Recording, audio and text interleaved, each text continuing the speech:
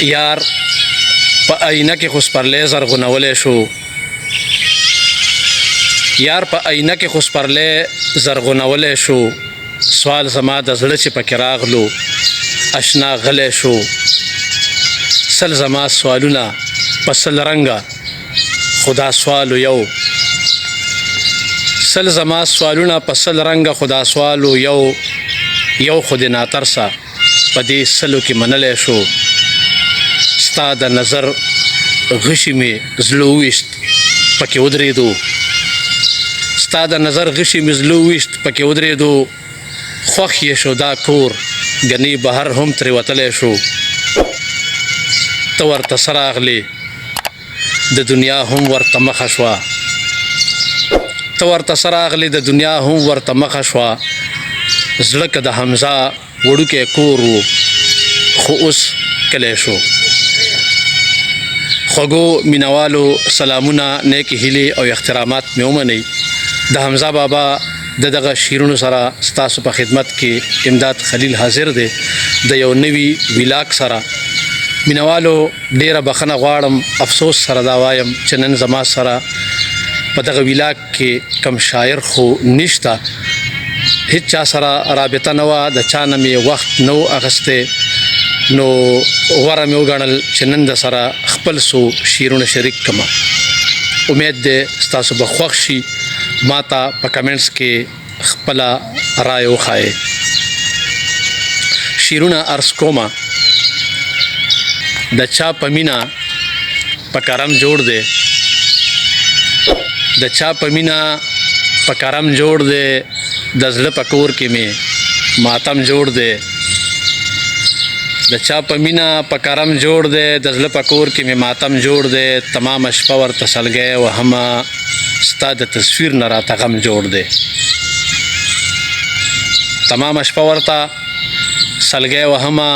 ستا د تصویر نه راته غم جوړ دی د بل غزل څو شعرونه عرض کوم یو لوز کول غواړي یو اقرار کول غواړي یو لوز کول غواړي یو اقرار کول غواړي د خپل ملي وحدت سره سنگار کول غواړي موږ دوی سره په ډېرو ډېرو لارو باندې لاړو موږ دوی سره په ډېرو ډېرو لارو باندې لاړو اوس لاره داسې راغله چې څه لار کول غواړي ناصحه دا منم چې ته د مینې نه منکر یې ناصحه دا منم چې ته د مینې نه منکر یې خو هسې تجربې له خو یو وار کول غواړي او موږ داسې نه یو څرنګه دا دوی چې موږ ته ګوري موږ داسې نه یو څرنګه دا دوی چې موږ ته ګوري اوس وخت دی چې نړۍ ته به اظهار کول غواړي د بل غزل یو دوه شعره شریکومه ما خوب لیدو وطن کې مو غوغا نه وه یارانو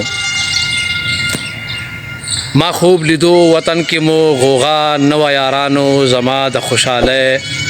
څه انتها نه وه یارانو ما مینه مینه مینه مینه مینه مینه کړله ما مینه مینه مینه مینه مینه مینه کړله زما په زړه کې بله مدعا نه وه یارانو نو بیا خو زمانې زه د ټکې هم نه ګڼلم نو بیا خو زمانې زه د ټکې هم نه ګڼلم که ما سره زما د مور دعا نه وه یارانو د اورېدو یو جهان مننه امداد خلیل افیشل چینل سبسکرایب کړئ او د فیسبوک پاڼه هم خوښه کړئ داسې به زموږ هره نوې ویډیو